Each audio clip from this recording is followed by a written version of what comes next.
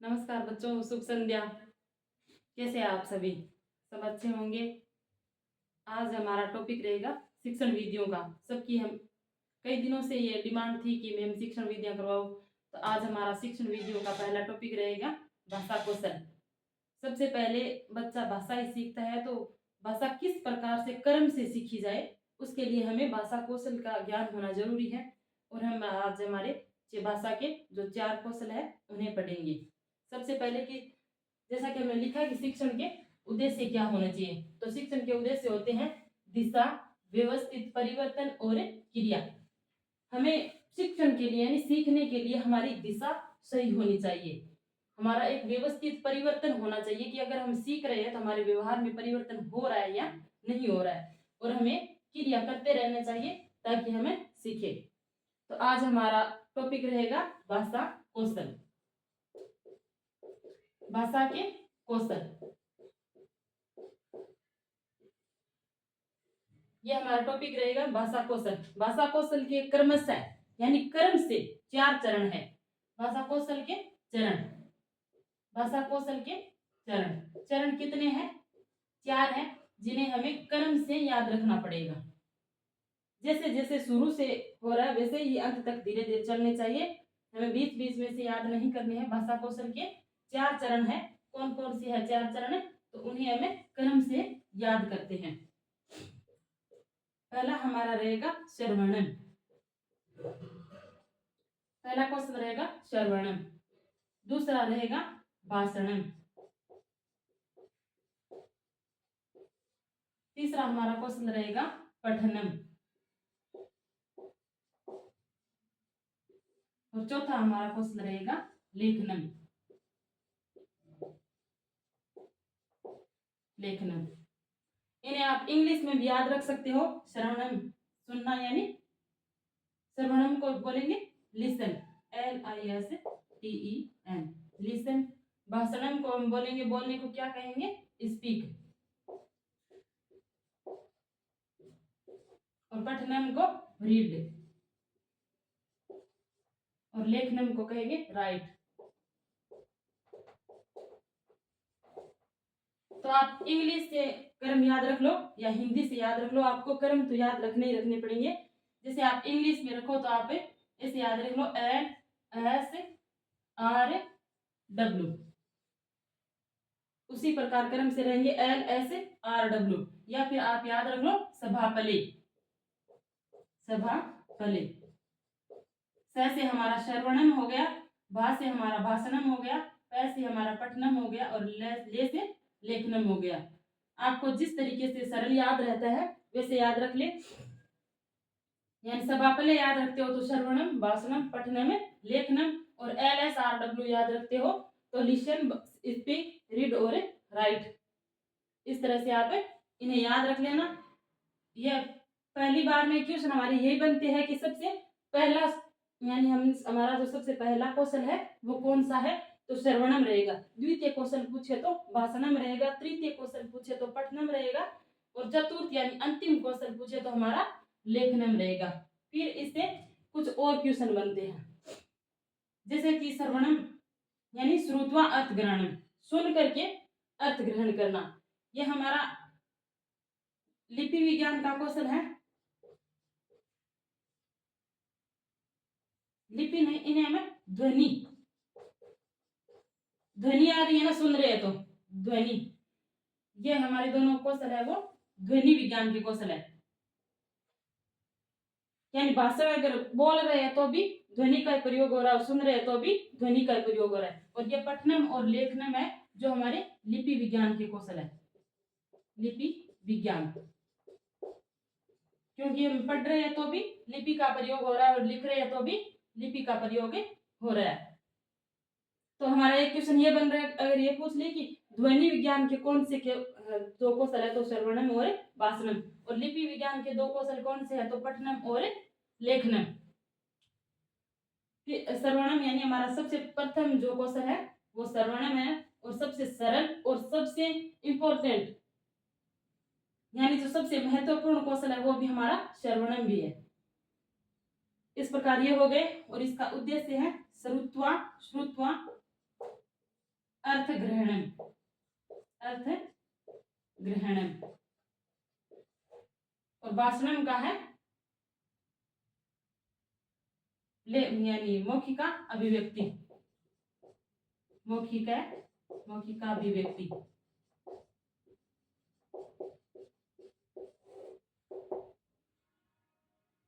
और पठनम है नी पठित्वा अर्थ ग्रहण से, पढ़ करके अर्थ को ग्रहण करना, इसका हमारा उद्देश्य रहेगा पठित्वा अर्थ ग्रहण से, अर्थ ग्रहण से यानी पढ़ करके अर्थ को ग्रहण करना। और हमारा इस लेखनम का उद्देश्य रहेगा कि पठितस्य लिखिता अभिव्यक्ति, पठितस्य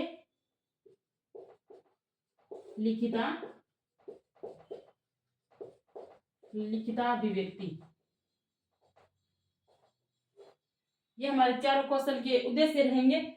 श्रवणम का उद्देश्य रहेगा श्रुत्वा अर्थ ग्रहणम, सुन करके अर्थ को ग्रहण करना। और भाषणम का क्या उद्देश्य, मौखिका अभिव्यक्ति यानी बोल करके अभिव्यक्त करना। और पठनम का हमारा उद्देश्य रहेगा पठित्वा अर्थ ग्रहणम, पढ़ करके अर्थ को ग्रहण करना। और हमारा लेखनम का उद्देश्य रहेगा पठितस्य लिखिता अभिव्यक्ति। ये हमारे इनके उद्देश्य रहेंगे। फिर यानी एक श्रवणम और भाषणम जिसे हम बोल रहे हैं, ये हमारे कौन से है, ये अमूर्त कौशल है। इन्हें हम अमूर्त कौशल भी कह सकते हैं, अमूर्त कौशल यानी हमारे पास इनको मूर्त सामग्री नहीं है, जिसे हम सुन रहे हैं और बोल रहे हैं, उसकी हमारे पास कोई लिखित में सामग्री नहीं है, तो इन्हें हम अमूर्त कौशल कहेंगे। और ये हमारे जो पठनम और लेखनम है, ये क्या है, मूर्त कौशल यानी मूर्त कौशल। इससे बहुत सारे क्वेश्चन बनते हैं अलग अलग तरह से। ऐसे पूछ लेते हैं मूर्त कौशल कौन कौन से है, तो पठनम और लेखनम। और अमूर्त कौशल कौन कौन से है, तो भाषणम और श्रवणम। फिर हमारा एक बुद्धि से संबंधित भी क्वेश्चन बनता है कि हमारे बुद्धि के लिए यानी इनपुट कौशल कौन कौन से है, हमारे अंदर हम कौन कौन ग्रहण क्या कौन से कौशल से कर रहे हैं, तो श्रवणम यानी हम सुन करके ग्रहण कर रहे हैं और पढ़ करके ग्रहण कर रहे हैं। ये पठनम कौशल और ये जो श्रवणम कौशल है, ये हमारे लिए इनपुट का कार्य करते हैं, इनपुट का कार्य करते हैं यानी आगत, इनसे हमें आगत ज्ञान मिलता है। ये हमारे श्रवणम और पठनम ये दोनों क्या होंगे, इनपुट कौशल होंगे, आगत कौशल होंगे। और जो भाषणम और ये जो लेखनम कौशल है, ये हमारे लिए क्या करेंगे, आउटपुट का कार्य करेंगे, आउटपुट यानी निर्गत। इनसे हमें कुछ अभिव्यक्त कर रहे हैं, इनसे हमारा ज्ञान है वो आउटपुट हो रहा है, हम अपनी अभिव्यक्ति कर रहे हैं, हम बोल रहे हैं किसी के लिए, हमारी बात को किसी के सामने रख रहे हैं, तो हम क्या कर रहे हैं, आउटपुट कर रहे हैं, निर्गत कर रहे हैं। तो उसी प्रकार घुमा घुमा कर बहुत सारे क्वेश्चन पूछ लेते हैं इन्हीं चार कौशलों में से। जैसे इनका कर्म पूछ लिया, तो कर्म क्या रहेगा, श्रवणम, भाषणम, पठनम और लेखनम, जिसे आप LSRW के माध्यम से भी याद कर सकते हैं, या फिर एक छोटा सा ये शब्द याद रखना, सवा पले, स से श्रवणम, भा से भाषणम, प से पठनम और लेखनम। हमारा सबसे महत्वपूर्ण और प्रथम कौशल है वो कौन सा है, श्रवणम। और हमारा जो सबसे अंतिम और जो कठिन कौशल है वो हमारा है लेखनम। तो ये इस प्रकार ये हमारे चारों कौशल है, इनके बारे में हम थोड़ा थोड़ा और अध्ययन कर लेते हैं। तो सबसे पहले हम लेंगे श्रवणम को। इससे हमारे क्या क्या प्रश्न बनते हैं वो मैं आपको बताऊंगी।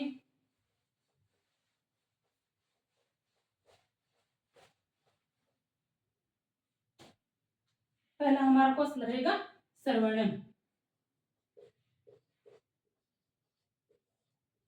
इनका उद्देश्य मैंने लिख दिया था, श्रुत्वा अर्थ ग्रहणम, श्रुत्वा अर्थ ग्रहणम, ये उद्देश्य है हमारा श्रवणम कौशल का। ये सबसे प्रथम कौशल है, यानी प्रथम कौशल, प्रथम हुए सबसे महत्वपूर्ण कौशल, सबसे महत्वपूर्ण कौशल, महत्वपूर्ण कौशल। इनसे हम ग्रहण कर रहे हैं, यानी ये ध्वनि विज्ञान का कौशल है, ध्वनि के माध्यम से यानी ग्रहण कर रहे हैं हमें ध्वनि के रूप में, तो यह हमारा ग्रहण कौशल हो गया। और फिर क्या है, यानी हम इनपुट कर रहे हैं, यह प्रश्न भी बन गया इनपुट का, यानी आगत हो रहा है इसे। और सुनने का साधन, श्रवणम का साधन, श्रवण कौशल का हमारे पास साधन क्या है, तो सबसे महत्वपूर्ण और एक ही साधन है गुरुमुख। सबसे प्राचीन महत्वपूर्ण और अच्छा साधन है गुरुमुख। बाकी तो हम रेडियो से सुनते हैं, टीवी से सुनते हैं, हर चीज से सुनते ही हैं, वो हम सुन करके ग्रहण करते हैं, लेकिन हमारा प्रश्न बनता है गुरुमुख, तो ये हमारे सुनने का साधन है। इस प्रकार इससे इतने क्वेश्चन बन रहे। आगे हमारा कौशल रहेगा भाषणम। दूसरा कौशल कौन सा था हमारा, भाषणम।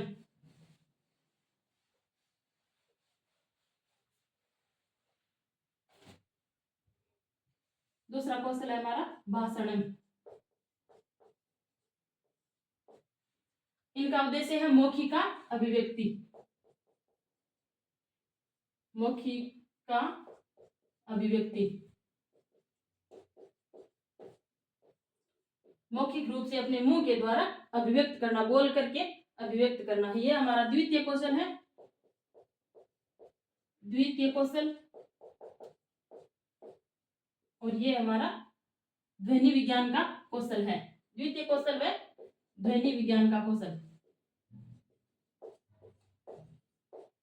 ध्वनि विज्ञान का कौशल।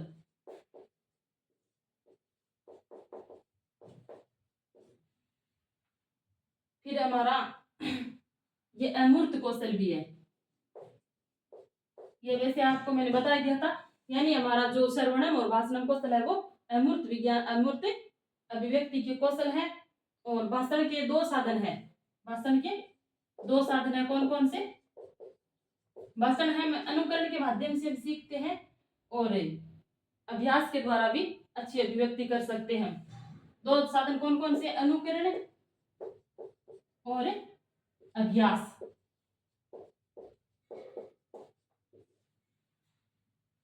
ये हमारे बोलने के दो साधन है। फिर हमारा तृतीय कौशल रहेगा पठनम।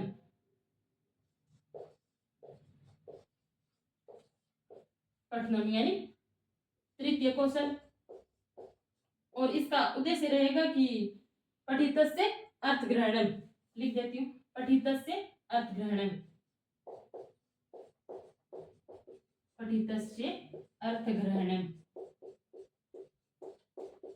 पढ़ करके अर्थ को ग्रहण करना, ये हमारा इसका उद्देश्य रहेगा। और ये कौन सा है, तृतीय कौशल। तृतीय व लिपि विज्ञान का कौशल है ये, लिपि विज्ञान का कौशल।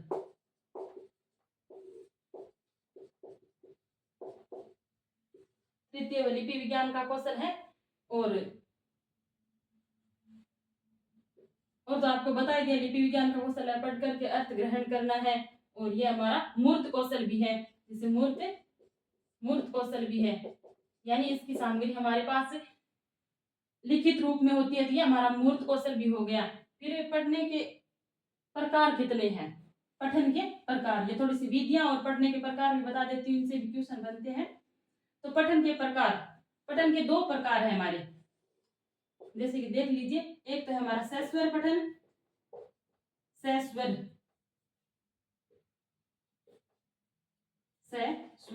पठन, और एक है हमारा मौन पठन, मौन पठन। सस्वर पठन में जब कोई श्लोक या फिर कोई पद्य रचना हो उसके लिए काम में लिया जाता है सस्वर पठन। और मौन पठन हमारे केवल गद्य में काम आता है, या जिसमें कोई निबंध हो या फिर कोई ऐसी चीजें हो, गद्यांश हो, जिसे हमें मौन रहकर पढ़ सके। लेकिन पद्य की जो रचनाएं होती है उन्हें मौन रहकर नहीं पढ़ सकते। तो सस्वर पठन है वो पद्य में काम आता है और मौन पठन है वो गद्य में। आप इतना तो याद रख लेना। फिर आता है कि सस्वर पठन के कितने प्रकार हैं, सस्वर पठन कितने प्रकार से किया जा सकता है। तो हमारा एक तो होता है आदर्श वाचन, आदर्श वाचन, आदर्श वाचन कह दो या पठन कह दो एक ही प्रकार है, वाचना या पढ़ना एक ही बात है। तो पहला हमारा रहेगा आदर्श वाचन, फिर अनुवाचन, फिर होता है अनुकरण वाचन, अनुकरण वाचन, और फिर हमारा रहता है समवेत वाचन, समवेत वाचन। ये सहस्वर पठन के 4 प्रकार हैं, आदर्श वाचन, अनुवाचन और समवेत वाचन। आदर्श वाचन है वो शिक्षक के द्वारा किया जाता है। आदर्श वाचन किसके द्वारा किया जाता है? शिक्षक के द्वारा। और अनुवाचन शिक्षक के निर्देशन में, यानी शिक्षक भी कक्षा में बैठे हो और किसी छात्र को खड़ा करके उनसे पढ़वा रहे हो तो हम उन्हें कहेंगे अनुवाचन, यानी एक छात्र पढ़ रहा है बाकी सब देख रहे हैं, ऐसा सभी टीचर्स करते हैं, वो होता है अनुवाचन। ये भी शिक्षक के निर्देशन में, आगे से याद रखना, शिक्षक के निर्देशन में छात्र द्वारा सीधा ही छात्र द्वारा मत कर देना, शिक्षक के निर्देशन में छात्र के द्वारा अनुवाचन करवाया जाता है। और अनुकरण वाचन है ये छात्रों के निर्देशन में ही छात्रों के द्वारा होता है। अनुकरण वाचन है ये छात्रों के निर्देशन में ही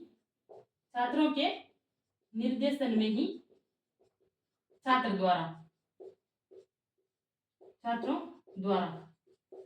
और हमारा जो समवेत वाचन होता है इसमें सभी शामिल हो जाते हैं। जब सारे काम हो जाते हैं, आदर्श वाचन हो जाता है, अनुवाचन हो जाता है, अनुकरण वाचन हो जाता है, जब हमारा काव्य या कोई रचनाएं या कविता जब हमारी पूरी हो जाती है, पहले शिक्षक पढ़ लेते हैं, फिर उसका अनुवाद भी कर देते हैं, छात्र अच्छे से ग्रहण कर लेते हैं, तो एक बार जब हम गा करके सारे छात्र मिल करके, शिक्षक मिल करके वाचन करते हैं तो उसे हमें समवेत वाचन कहते हैं। समवेत वाचन यानी समूह में छात्रों द्वारा,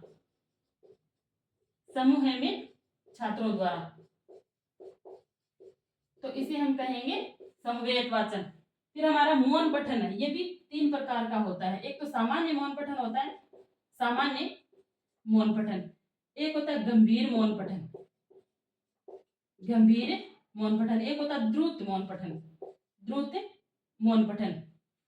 तो सामान्य में तो व्यक्ति धीरे धीरे सामान्य रूप से कोई कहानी वगैरह यानी कोई गद्यांश, कोई निबंध पढ़ रहा होता है। गंभीर यानी कोई गंभीर रचनाएं होती हैं जिन्हें हम गंभीर रूप से याद भी रखने की कोशिश करें। द्रुत यानी जल्दी जल्दी पढ़ना, जिसके हमें होठ तो हिलते हुए दिखाई देते हैं लेकिन उनकी आवाज सुनाई नहीं देती।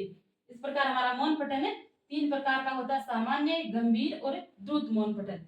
और हमारा सहस्वर पठन है ये 4 प्रकार का होता है, आदर्श वाचन, अनुवाचन, अनुकरण वाचन और समवेत वाचन। अब हम देख लेते हैं हमारे पठन की विधियां। पठन की विधियां कितनी है?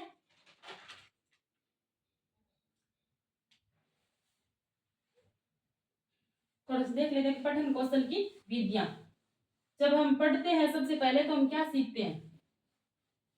सबसे पहले हमें वर्णों का ज्ञान होना जरूरी है।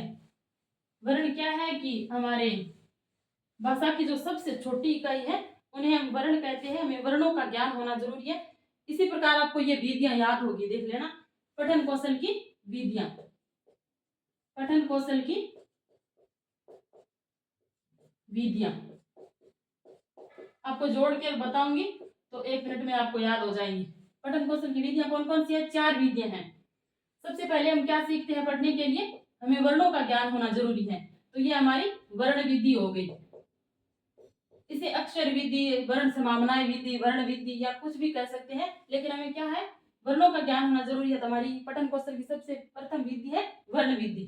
फिर हम वर्णों से क्या बनाते हैं? शब्द बनाते हैं।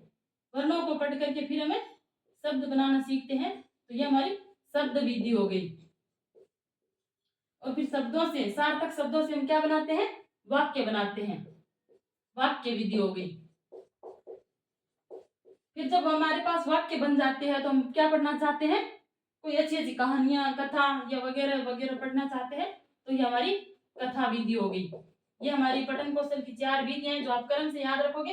पहले आप वर्ण का ज्ञान करोगे, फिर शब्द का ज्ञान करोगे, फिर वाक्य का और फिर कथा का। ये हमारे पठन कौशल की 4 विधियां हैं।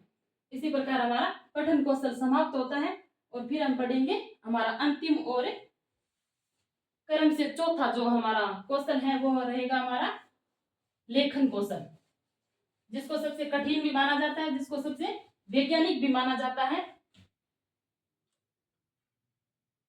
अब हमारा रहेगा लेखन कौशल। लेखन कौशल,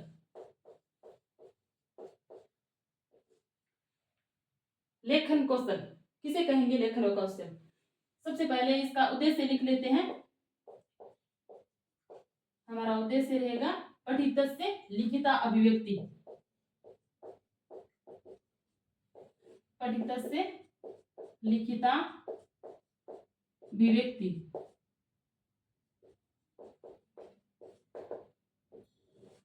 यानी पढ़े हुए का लिख करके अभिव्यक्त करना। पढ़े हुए को अभिव्यक्त करना, लिख करके अभिव्यक्त करना, इसे हम कहेंगे लेखन कौशल। अब इसकी थोड़ी सी बातें हैं कि ये हमारे अंतिम कौशल है। अंतिम कौशल, सबसे कठिन कौशल, सबसे कठिन कौशल, और क्या है? अंतिम कौशल तो है ही, सबसे कठिन कौशल भी है। और ये हमारा लिपि विज्ञान का कौशल है। लिपि विज्ञान का कौशल है। इससे हम अभिव्यक्त कर रहे हैं तो ये अभिव्यक्ति का कौशल है। और साथ साथ हमारे बुद्धि के हिसाब से इसे आउटपुट कौशल भी कहेंगे। आउटपुट या फिर निर्गत कौशल भी कहेंगे। फिर हमारा लेखन कौशल की विधियां भी होती है। लेखन कौशल के कोई प्रकार नहीं, इसकी विधियां हैं लेखन कौशल की विधियां। लेखन कौशल की विधियां, लेखन कौशल की थोड़ी सी विधियां देख लेते हैं। हमें हमारी पहली विधि रहेगी जैसे श्रुत नहीं दृष्ट लेखन, दृष्ट लेखन या फिर जेकाटोट विधि। जेकाटोट विधि ये हमारी सर्वप्रथम विधि है लेखन कौशल की, जिसे दृष्ट लेखन, यानी दृष्ट लेखन का मतलब है कि जब बच्चा देख करके लिख लेता हो। जब उसे टीचर बोल दे कि तुम्हें यानी तीसरे लेसन का वो गद्यांश लिखना है, तो वो बच्चा देख करके स्वतंत्र रूप से लिख सकता हो, उसे कहेंगे दृष्ट लेखन विधि। इस मनोवैज्ञानिक ने, जेकाटोट जो मनोवैज्ञानिक थे, इन्होंने इस विधि का यानी प्रशंसा की थी, तो इसे जेकाटोट विधि भी कह सकते हैं। फिर हमारी लेखन कौशल की द्वितीय विधि है श्रुत लेखन विधि। श्रुत लेखन विधि, श्रुत लेखन विधि। श्रुत लेखन में क्या होता है कि सुन करके लिखते हैं बच्चे। जैसे शिक्षक बोल रहा हो, कोई शब्द हार हार शब्द बोल रहे हो और बच्चे लिख रहे हो, तो वो हमारी होती है श्रुत लेखन विधि या उक्त लेखन विधि। इसे उक्त लेखन विधि भी बोलते हैं। उक्त लेखन विधि यानी उक्त को, कहे हुए को लिखना, ये हमारी श्रुत लेखन विधि है। फिर हमारी तीसरी विधि रहेगी स्वतंत्र अनुकरण विधि। स्वतंत्र अनुकरण विधि या फिर रूपरेखा अनुकरण विधि। रूपरेखा अनुकरण विधि। स्वतंत्र अनुकरण विधि का मतलब है कि जैसे कोई बने हुए हो, मतलब हमारे आकृति बनी हुई हो, जैसे डॉट डॉट करके कुछ आकृति बना दी गई हो और बच्चे के सामने, और बच्चा उसे अनुकरण कर सकता हो, यानी सीधी लाइन से उसे अगर बच्चे ने ए बना दिया तो वो होती है स्वतंत्र अनुकरण विधि। ये ऐसे आती है स्वतंत्र अनुकरण विधि। फिर हमारी 4 नंबर की लेखन की विधि रहेगी मॉन्टेसरी विधि। मॉन्टेसरी विधि। मॉन्टेसरी विधि क्या है कि सबसे पहले जब हम बच्चे को, छोटे बच्चे को पढ़ना सिखाते हैं, हमने भी पढ़ा होगा, देखा होगा कि हम स्लेट के अंदर बच्चे को ऐसे क लिख देते हैं और बच्चा क्या करता है, उसको उसके ऊपर अंगुलियां चलाता है या फिर चौक से ऐसे बार बार उसको लिखता है। बार बार उससे लिखवाते हैं। हम सबसे पहले बच्चे को हाथ पकड़ के लिखवाते हैं, बच्चे को अंगुलियां चलाना सिखाते हैं। अगर हम बच्चा ऐसे लिखना सीख रहा है तो वो हमारी कौन सी हो गई? मॉन्टेसरी विधि। तो आज हमारी ये लेखन कौशल के 4 प्रकार थे। शायद इसमें से कोई क्वेश्चन छूटे आपका, इनको पढ़ने के बाद में कोई गलत हो, अगर आपने अच्छे से पढ़ा हो तो। कल हमारा एक दूसरा टॉपिक रहेगा, लेकिन क्वेश्चन के बारे में 1 या 2 जितने भी क्वेश्चन आए आपका गलत नहीं होना चाहिए, ऐसी मैं आशा करती हूँ। और आप सबका बहुत बहुत धन्यवाद। कल हमें एक अच्छे से टॉपिक के साथ ही मिलेंगे, तब तक के लिए शुभ रात्रि।